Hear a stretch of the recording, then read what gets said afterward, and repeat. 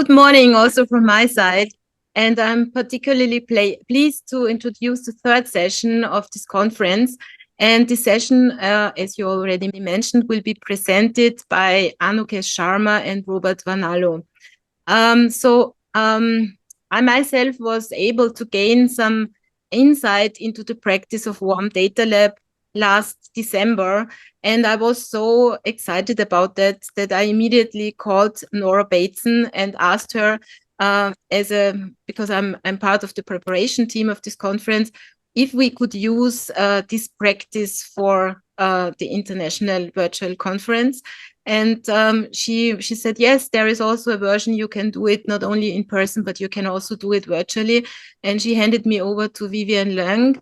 And then we tried to find out how we can make this possible. And Vivian then found Robert and Kesh, who have time today and can really bring this practice closer to us. I'm an organizational consultant, and for me, the Warm Data Lab is a possibility to bring back organizations to the original purpose, to the purpose to serve society, to help people, and also to do that in the way our planet, also embedded into the ecology of the planet. And so this is my view on it, but I think we can explore much more out of the coming session. And I think it's just time now. Let's dive into the practice of the Warm Data Lab. And I hand over to the both, to Kesh and Robert, and they will introduce themselves. And I'm looking forward to an inspiring session of this day. Thanks, Lieselotte, Ike, everyone for inviting us to come along. I'm going to kick us off today. But first, I'd just love to say Ram Ram, Namaste, Vanakkam, Bulla, Womanjeka. How's it going? That's some greetings from some of the tales that make me up. And I'm going to have the pleasure of trying to introduce this concept of warm data to all of you. So how do I begin with this? So the term warm data was coined by Nora Bateson around 2012.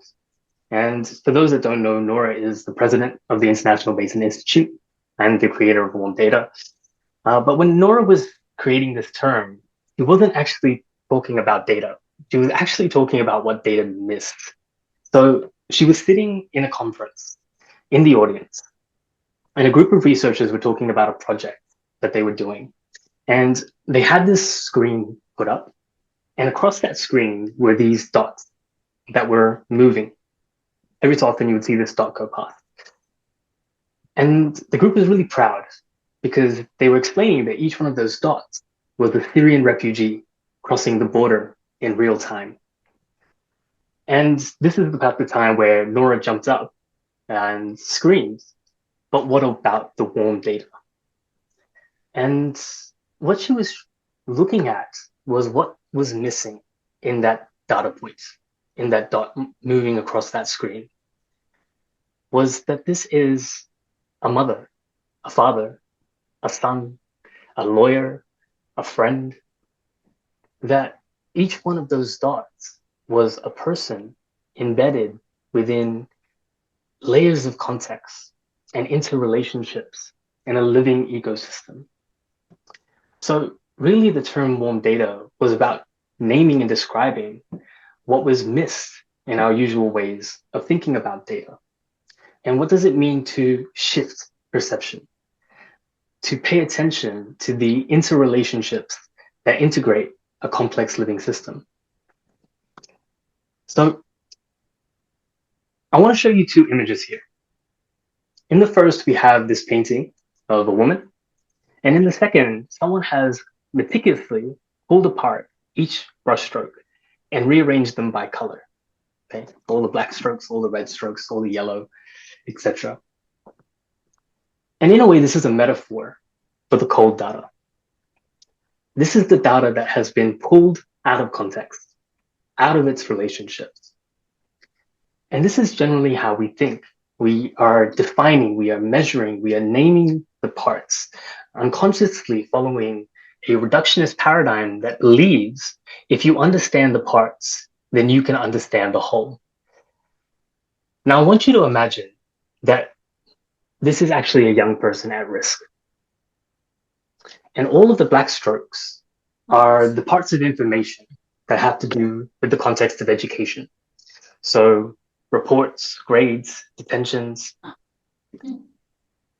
And the red ones are related to health, diagnoses by psychologists, counselors, doctors. And the yellow ones might be the context of law, the offenses that have been done, the policies and procedures that this young person is wrapped up in. And the next one might be their tech history. And the next one might be the data from their family. Now, when we look at this young person in this way, through these siloed contexts, who sees the girl? Who sees the woman? It's impossible to respond to the wholeness of a living system when the information has been split.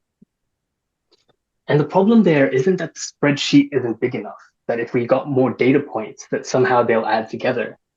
The problem is in how we as human beings combine what we're given. And there's a very different combining that occurs when we're given image 1 versus when we're given image 2. Yeah. And it's not like this reductionist thinking isn't useful, but it really depends on what questions you're trying to answer. And understanding the brushstrokes in this way doesn't tell you much about the relationships between them. In fact, when you look at the brushstrokes in this way, the relationships between them have become distorted, broken, muddied. It's only when they're shown in their whole complexity that it becomes clear how the interrelationships between the different contexts integrate that whole system. And we can see that this is a woman. So when we're talking about wicked problems require intersystemic change, right? When you're talking about a family, you can't just replace a part. You can't say, oh, this kid doesn't work, let's go get a new one. Yeah. In a living system, you can't fix things one context at a time. You need to meet all the contexts at once. Contextually. Alfred Korzybski once said, a map is not the territory, right? The parts are not the system. The name is not the thing named. The model is not the thing being modeled. The menu is not the food. You can read every recipe on how to make soup and still not understand the relationships that went into making this bowl of soup. Because just in this bowl of soup is every context. It is a combining of cultures that have long histories of agriculture and families that have been passing down recipes and economies that are creating the conditions for the produce, and its history and its ecology and its science and its art and its education and its health. You're not going to be able to make this soup without all of those contexts at once. This soup is trans-contextual. It is in the territory. The menu is an abstracted map about the soup. And I'm begging you, please, don't eat the menu. When you take action before perception change, it produces errors because it shortcuts the necessary complexity, right? And I also want to mention that what we're talking about here is ancient knowing. And when we're talking about warm data, it's a translation, a language to serve as a reminder, a remembering of something that many ancient cultures have already known, right? That by paying attention to our natural human capacities for navigating complexity, we can sense into information that is integral in how we move in the world, right? Every single one of us navigates a whole bunch of complexity every single day. And it's about how we perceive.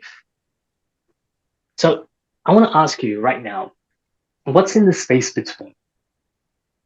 If you look at the space between yourself and the screen that you're on right now, and I ask you this question, what's in the space between? What do you think of? One way to perceive it is that there's nothing here, right? Between me and this screen, it's empty. Or perhaps you'll look down and you'll name the things on your desk, right? There's a keyboard, there's a mouse, there's my cup of tea. Some of you might get creative and you'll say that there's air, and you'll get even more clever and say that the air is made of molecules and the molecules are made of atoms. But if you notice as you go through these levels of abstraction, the space between the keyboard and the mouse, the space between the molecules, the space between the atoms, are generally seen as empty. Another way to see the space between is to see that it's full. There's a beautiful concept that I was introduced to that comes out of indigenous Polynesia, and it's called Va. There's no good translation for Va in English, but this is a description from a Samoan poet, academic, and writer, Albert Wentz, about how he understands the space between.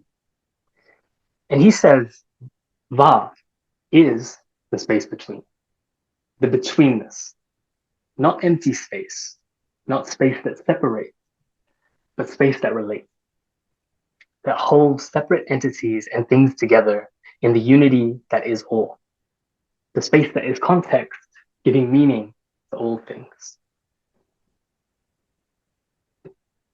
So from this perspective, what Albert Wentz is trying to say is the space between is something in itself, and it's actually full.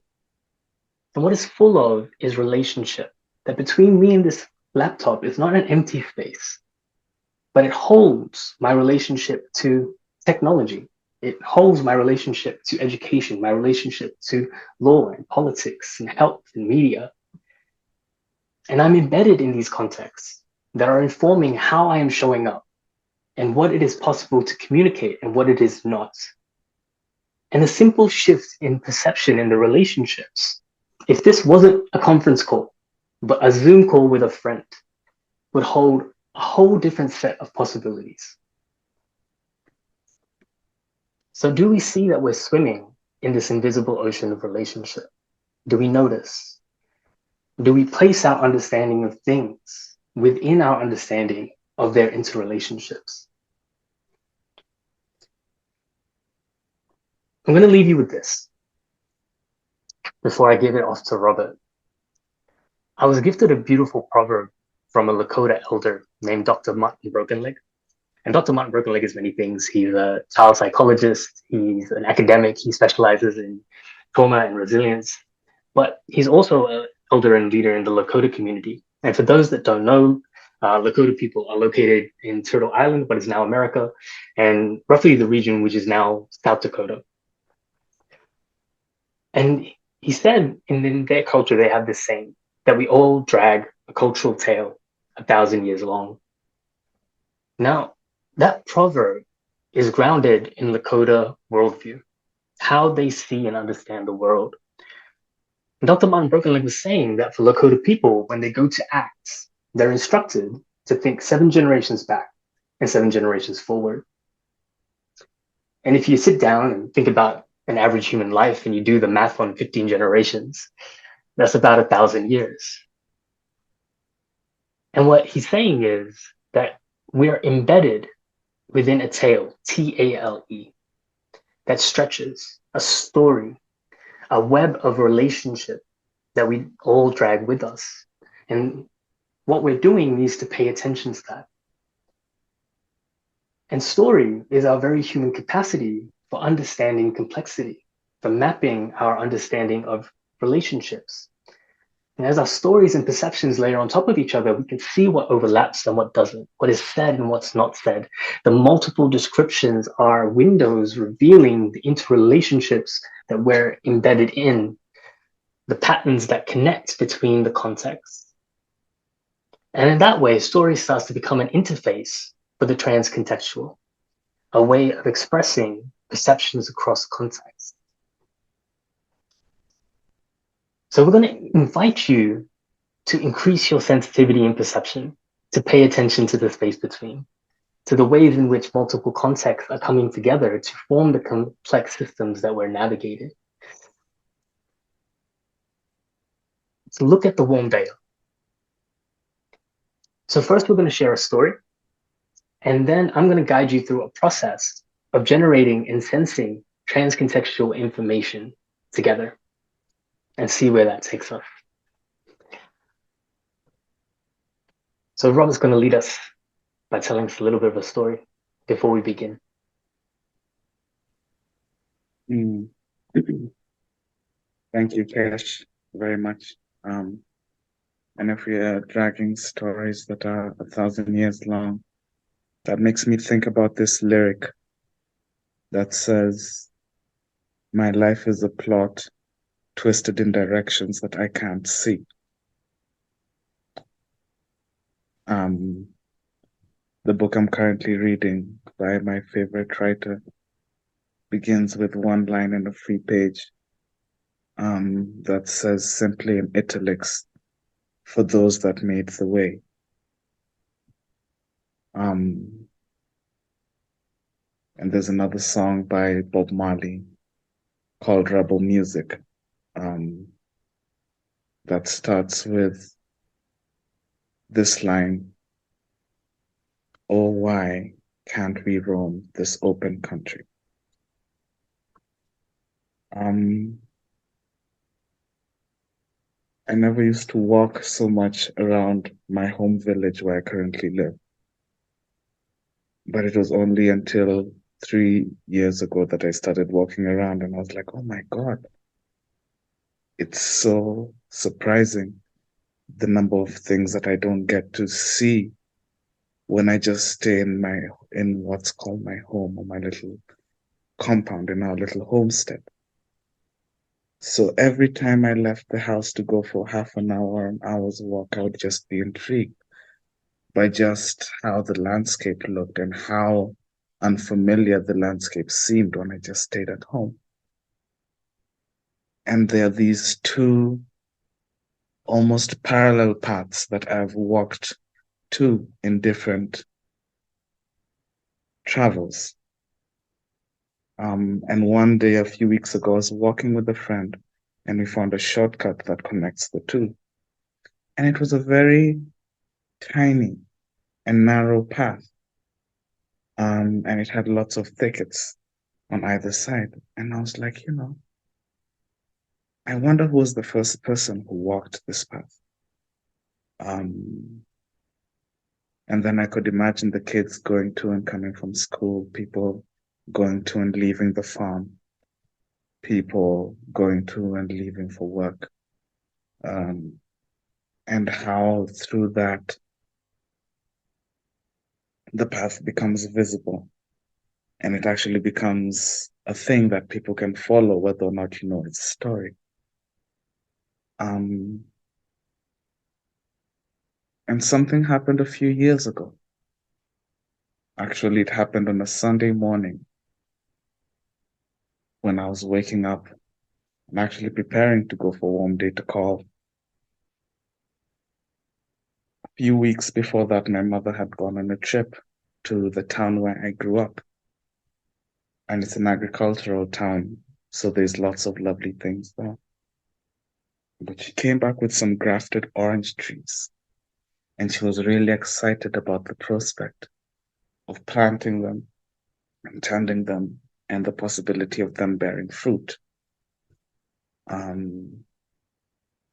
She has 4 grandchildren, and she very much delights in taking care of them and feeding them and giving them treats. So she brought them back, and they were planted. And in honesty, we didn't know much about tending grafted fruit trees, but we tried our best. And they took some time, a little bit more than they would have if we would have taken best care. But eventually they bore fruit. And then when they bore fruit, it was now waiting for the fateful day when they would be ripe enough to be plucked, harvested, and kept to become ready to eat and shared. And so on this Sunday morning, I woke up when hearing my mother speaking a little bit loudly than she typically would, exclaiming something. So I went outside to see what was going on. And somebody had harvested all of the oranges. And she was angry, and she was sad, and she was disappointed. And she expressed that in all sorts of ways. But one of the things that she said in almost near defeat was that, one day I'm going to fence this house. And this, of course, comes at a tail end of, this has happened with our kale, our spring onions, our bananas. And with the bananas, it's not just a human situation. We have our neighborly monkey friends who are nowadays making a comical nuisance at making it difficult to harvest things because they will harvest it for you. But this was just dealing with that frustration, and that line that one day I will fence this house stayed with me, and I keep reflecting on that line. Because 30 years ago, when my father first built this house, fences were porous, and porous fences made for subtle coincidences of kids playing in different places, people moving about and having all sorts of shortcuts to move about, all sorts of friendships that lived through these little travel lines, and all sorts of connections that were sustained through, you might call it, a more freer movement through open country. But then from the early 2000s onwards, we've seen lots of homesteads which typically have around 3 or 4 households with brothers living and sisters living with each other, are now fenced. And so for me, I grapple with this question of what has been lost with the continuous building of fences, and I wonder which friendships are being broken and what is happening to the practice of being a neighbor, and what is happening with connections between the children, what is happening to the practice of sharing that has been affected by the building of these fences. And it seems like these things are happening, but they're so subtle that we don't know what's happened exactly. And when I think about what has been lost, I am reminded of this song by Joni Mitchell called A Little Green, where she speaks of the absence of a lover. And there's this line she says, "But when he is gone, I live with these lonesome blues. And suddenly my bed is too big and my frying pan is too wide." A bed that has been shared can feel too big when you're alone, and a frying pan that has been used to cook for another or others can feel too big when it's just for you now. And so as I continue to hold this question of what has been lost or what possibility is no longer there as these fences go up, I tend to wonder. And so I would like to share in this question with you as we go into the breakouts of what is being revealed. What is being revealed? And I will pass it on to Kesh to share in how we shall go into the breakouts. So I've added into the chat the question for today's session, what is being revealed? And in a moment, I'm going to open up breakout rooms. And in your breakout rooms, you'll be with a couple of other participants. And in the title of your breakout room will actually be a set of contexts, right? 3. So for example, culture, education, and health. And all we're asking you to do is to think about this question, what is being revealed, through the lenses of these 3 contexts that you'll be given, culture, education, and health. You'll be in there for a little bit of time, and then I'll bring you back, and then we'll put you into another breakout room with other participants. And we'll do that a couple of times, and then we'll come back and we'll see what you're noticing, what's emerging from your conversations. Okay? So we'll open up the breakout rooms for your first set of conversations. What is being revealed? As we often joke in the warm data world, when we just come out of breakouts, I hope you haven't left your feet or your glasses or your hands there. And I hope that the whole of you has been teleported back to the main room. And in light of our coming together, and in light of our beginning, and the story, and the question, and what's alive for you and continuing for you at the moment, and the conversations that we've had, what are you noticing?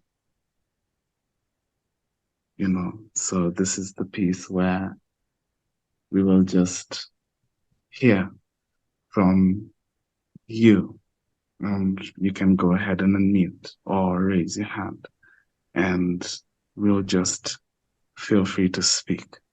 And I see that Dr. Helen has already raised, so just go on. Thank you, Robert. We had fascinating conversations in terms of the warm data, that a couple of us heard what we wanted to hear, as distinct from what you really said in telling the story. I got triggered by the idea that your mother needed to sell the house, when in actual fact, I think what you actually said was she wanted to put a fence around the house. But because selling the house was worrying me, I heard what I wanted to hear. And I think that in itself is a fascinating example of how the warm data is alive and constantly present, and that we only think we know what the group said to us, and that the individual only thinks they know what they heard you say, which opens up a whole world of possibilities. So thank you.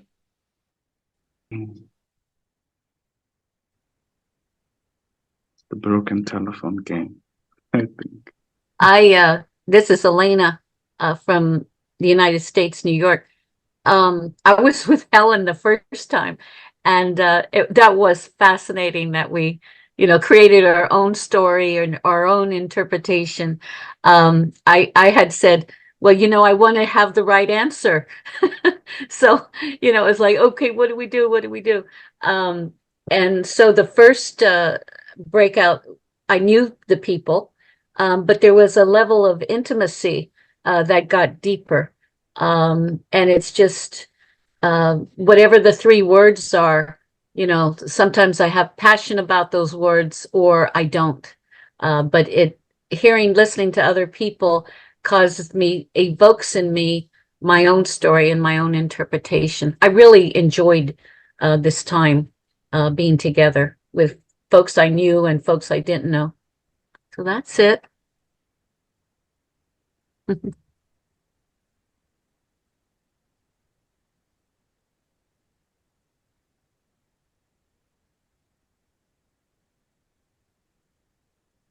I'm intrigued to see almost everyone has their camera on after this exercise. It's very interesting. It's often very hard to get to that place. So thank you.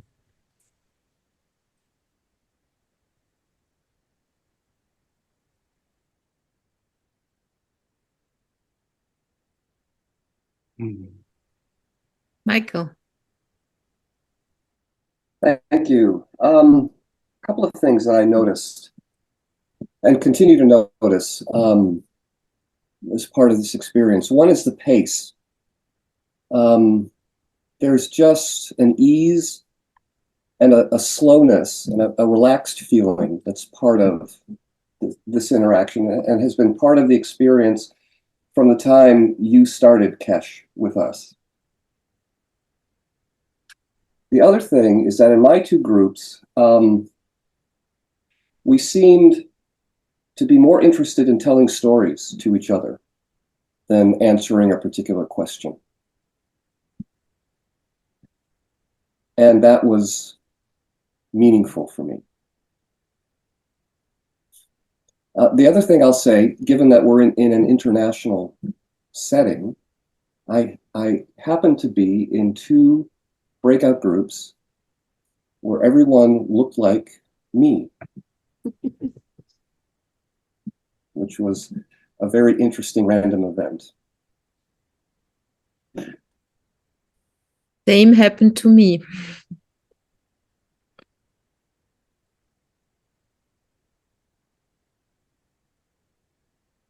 The interesting random event that happened to us in the second breakout room was it was 3 warm data hosts in one breakout room, and we wondered, oh, how did this happen? Is Kesh playing tricks on us? Well, it didn't happen to me, but I was in my first group with 2 other people who look like me, and I hope I've got 2 new best friends.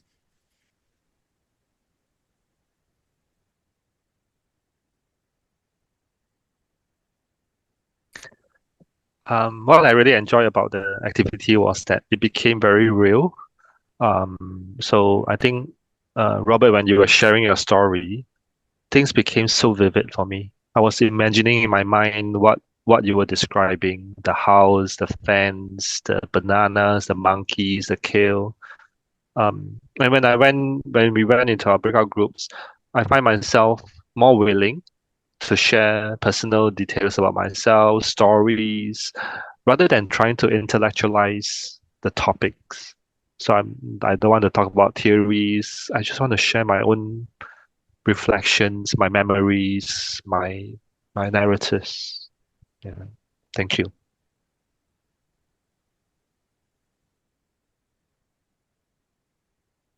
So, Robert, I really enjoyed talking to people in the last 2 breakouts. And what reminded me of in your story was the my own home where I grew up, and how the backyard, the house, and how we related, how we lived in that house with my siblings, my parents, and other people in the village. And that I grew up in a house which had no electricity till I was 16 when I left the house. And yet there was no problem, there was no difficulty. I never missed electricity. It is only now that I miss electricity. Then it goes for 5 minutes, you know. And also, I was struck by the story that Kesh said about the path, how many people have walked that path, how a child walks that path and creates a history, and the path itself becomes a history. It was so beautiful to hear. I had never thought of a path that way.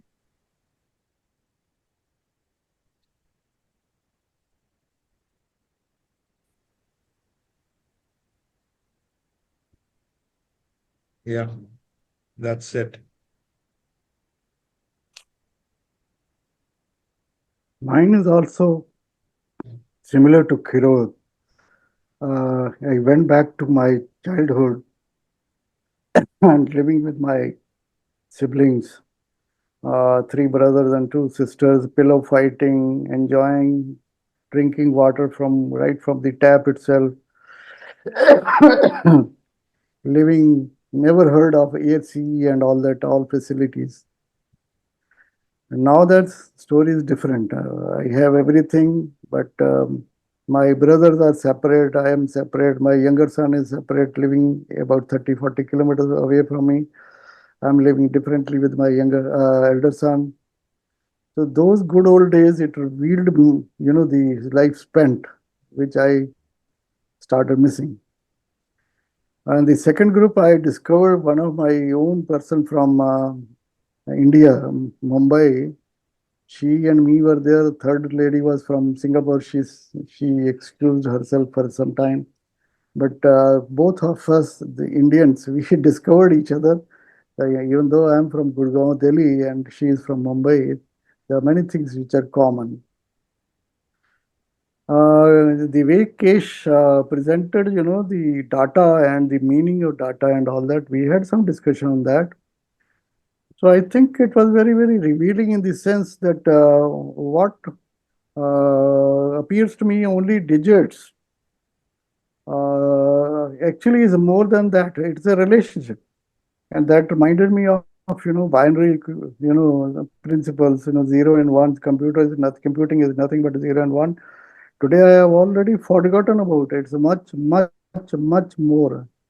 And the beauty of this data, whatever you call it, is that today we are connected with so many people from different time zones and different parts of the world. So that was quite revealing.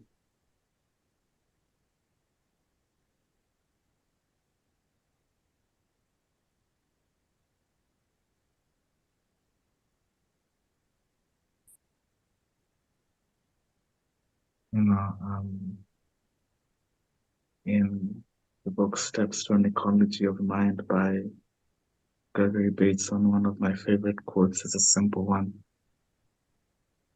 where he says, story is the responsiveness to patterns which connect. And by you sharing a story is an attempt at you, rather than compartmentalizing things into colors and shapes, you're attempting to make a portrait, something, to put something together and to share it. So we are, as somebody said in the chat there, that we are creating and tending to our warm data, the one that's alive and real around us. I fully agree with you.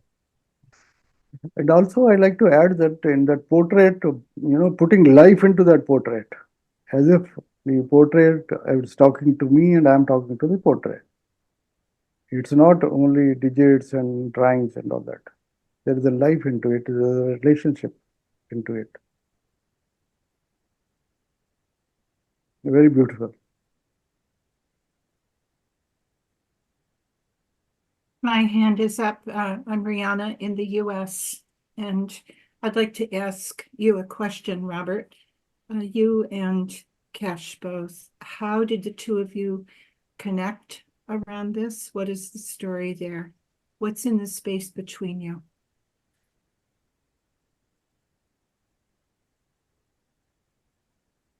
A lot of memes, I think, is in the space between myself and Robert. A lot of what? I'm sorry. Memes. Robert really likes to send memes.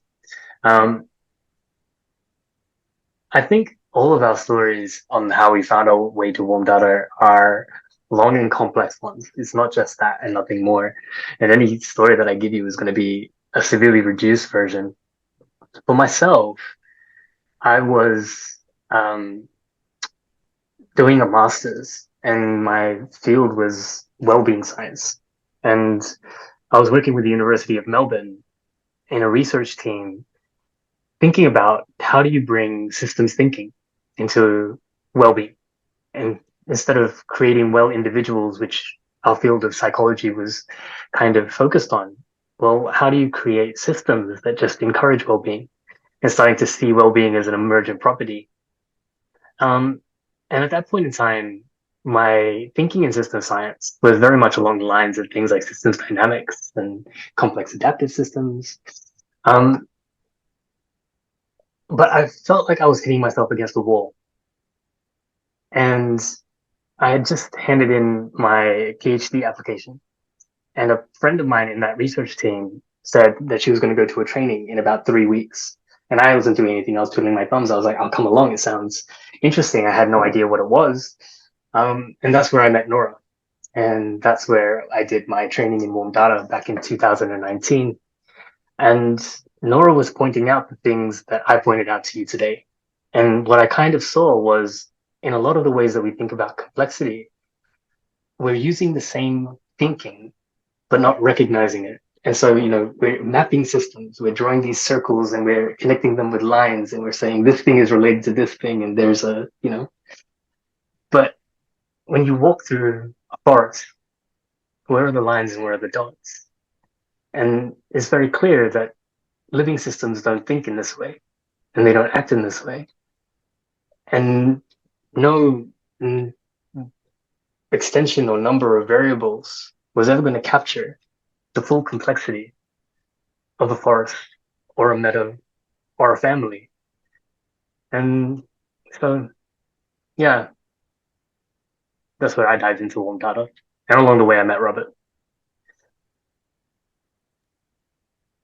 Yeah, and I guess the story between me and Kesh is one of bromance, I guess, where we are both thorns in each other's side, but we try to be there for each other as often as we can, and there's a lot of affection shared there.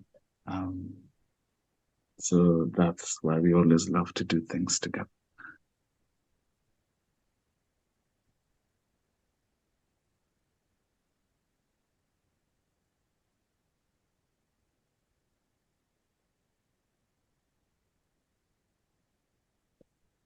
We still have about 10 or so minutes before we move on to the closing. So the question is still, what are you noticing? And I see that people who raise their hands, so please do go on.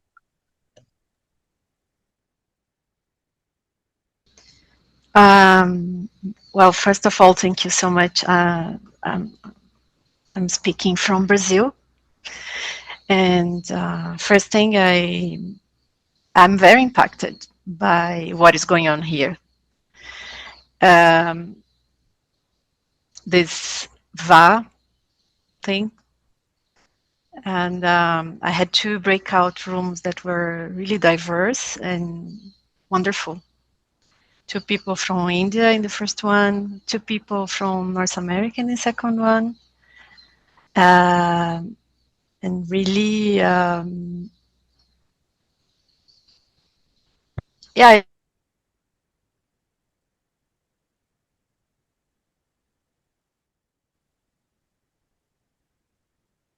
Sorry, I got disconnected. Can you hear me? Yeah, we can hear you. Yeah, suddenly I got disconnected. Maybe this is a sign. And I felt like, it was amazing how we were trying to first understand the task. And we were like, should we find out what we need to talk about culture, and in the first one education, and then suddenly we start to talk about our lives and our story, and we were really interested in get to know each other. In the second one there was a list of things and we were like, what is that? But the feeling was we didn't want to go into the frame, to go into the task itself. There was much more among all of us to do, to tell, and to really get connected.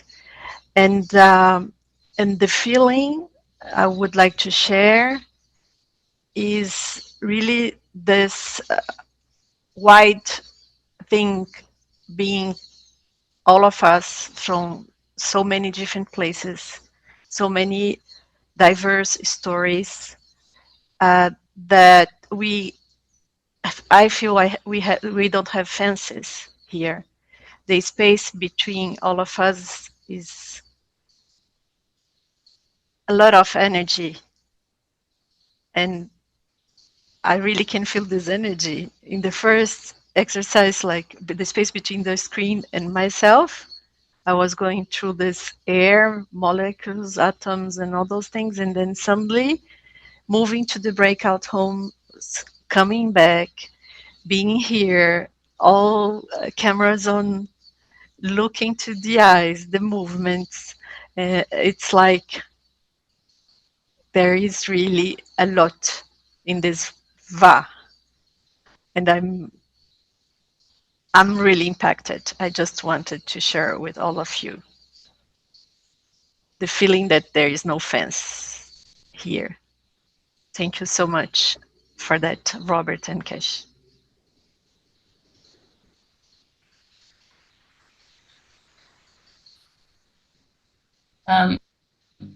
Elena, you finished?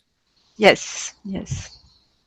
I loved your question, Rihanna, to Robert and Kesh, and I loved the answer that you got. But I wanted to comment on the fact that I didn't need to hear the answer because I felt the bromance from the beginning.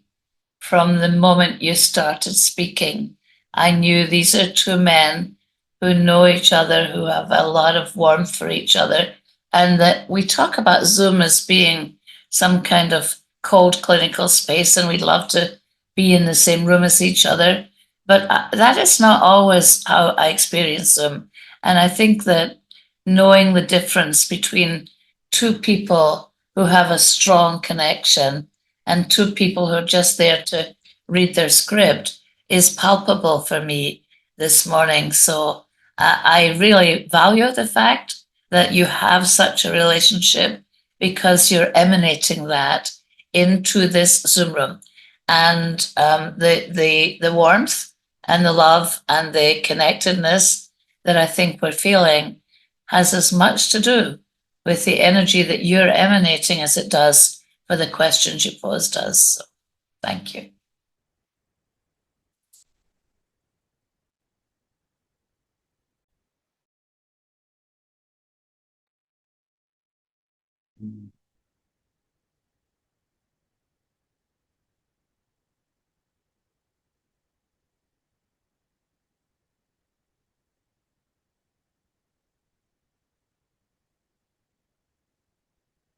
I noticed I was in two breakout rooms, and the first one was with two people that I knew well, and there were no barriers, no fences, and so on. And we just got into telling stories and connecting, and a lot of stuff really creatively emerged from that about our process and about the substance of what kind of came up.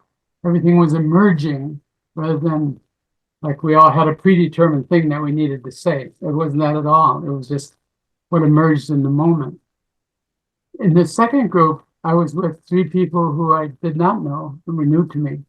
And right away we got into what the topic was, the politics and so on. I couldn't relate to it. I didn't know, I really felt there was a different atmosphere. And so I just really felt out of whack, out of place. And it wasn't until all three shared a bit where their home was or what their country was or their connection. Then all of a sudden I'm from the United States. And how do I even talk about that? I found that difficult because I was so aware of the polarizations and conflicts which we have in this country right now with election year and so on. But at the end of that, I was reminded, well, I guess we're not alone. That is also happening elsewhere in the world. But it took a while to really connect to the group.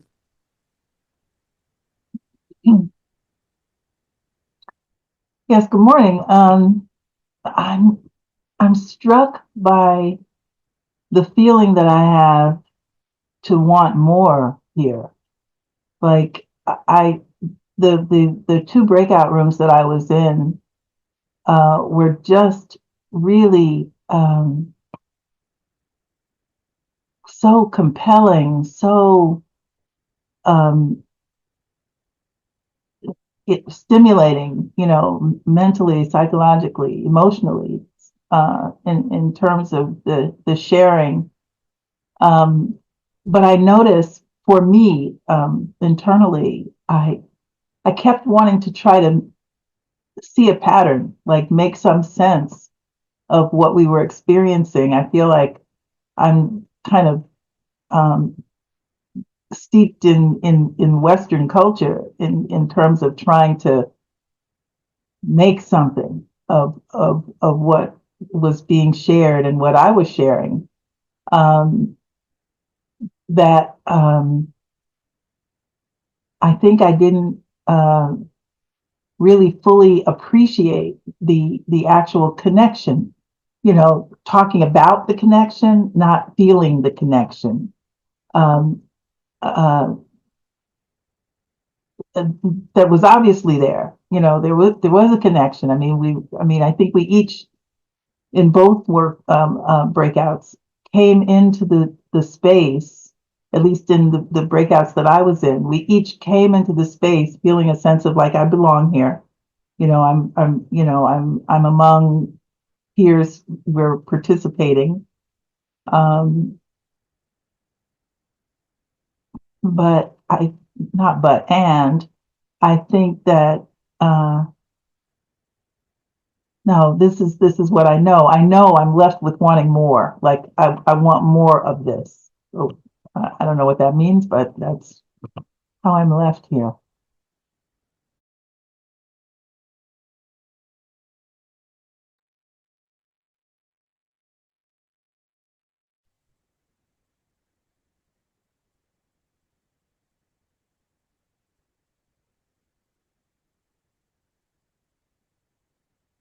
I once bought this book for less than $1 on the street, and it's called Songlines by Bruce Chatwin. And I lost it at my friend's house. And then he said, "Oh, I found your book," 2 years later, and it wasn't the right size. So what he actually found was that their family had a copy too. And so the copy that I have before I lost it again was my friend's. But in that book, there is a story about the Tuaregs in West Africa, who are a nomadic people who travel the desert. And when you're traveling, you don't have the luxury of carrying so much stuff. So they say that the Tuareg women wear their wealth. So they would be adorned with gold necklaces and all of those things, that it wouldn't be wealth in the form of all sorts of things, but what it was in the body. And from there, that would be the means by which sustenance continued. But the thing about that piece is what happens when you are traveling and you meet somebody you do not know. And there is this thing that anything could happen. You could meet a friend and you could not meet a friend. And in this book, this person was describing how the Tuaregs would pitch tent and would get a coffee going. And the gesture would be to meet with this small hospitality, this person that they do not know. And of course, probably the sword still had to be at hand somewhere concealed. But the gesture was holding the potentiality that this will hopefully be a peaceful encounter, and that we shall share this peace, and we shall be on our ways. And so for me, I just imagine this piece all feeling like we want more and that we shared, and all of these things was in a minute practice of this gesture of hospitality. And I'm really grateful to have shared and then been in sharing with you today. And it is with that I shall pass it back to Kesh to close us today. So today I want to close our session with a poem from Nora's new book, Combining, actually. And his poem is called Harvest. So, be careful. A hasty harvest is an unfeeding. It is non-food. Harvests are patient history and quiet roots that start tiny. While compost is necessary for the growing season, do not eat the compost. Wait. The eggshells and onion skins bear little resemblance to the conversation at the table where the meal they fed feeds you. Wait. The industrial craving for instant food, ideas, and plans distract from entering ecological time. An apple seed in the ground is not an apple. It requires seasons, years, changes in light, wind, temperature. It must reach up into the spring sun and down into the winter earth. The blossoms need the insects and the songs of the baby birds. This is not the time to harvest. This is the time to let these ideas come to find other contexts in the underground, in the wilderness.